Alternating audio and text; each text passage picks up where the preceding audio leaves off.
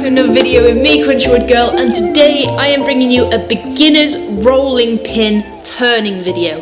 So this is also going to be made out of just scraps. So I have this chunky piece of walnut, which is a scrap, and it also does have a bit of sap in there, but I'm not really bothered about that because I want this project to be something you can do out of scrap, and it doesn't really matter what it is, and still get a really good end result. So this is a piece of walnut. We've got a thin strip of purple heart, and that's 6mm at the moment, and then we've just got a really thin strip of ash. Nice and thin. So these are all kind of like random bits of scrap. So my plan is we're going to have purple heart in the centre, followed by a piece of ash, followed by your walnut. So I'm actually going to split this walnut down the middle and put another piece on this side.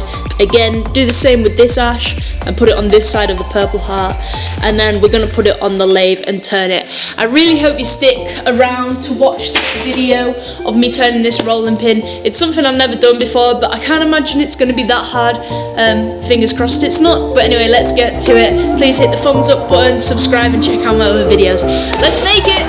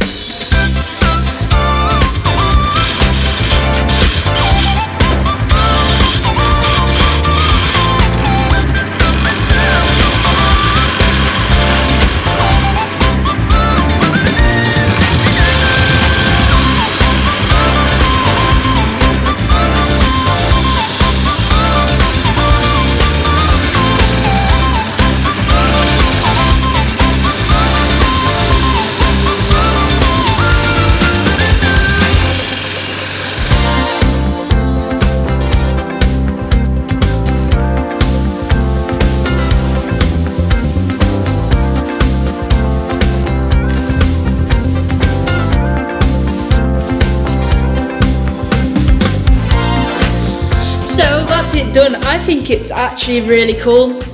The one thing I would say about this, it would probably be handy if you had a little steady on the lathe.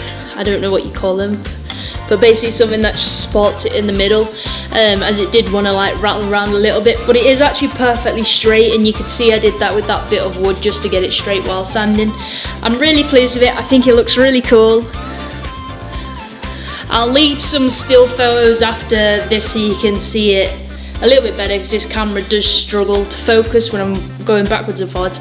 But I did really like it. If you liked it, please hit the thumbs up button and try and support me by doing that and subscribing to my channel, as I'm trying my best.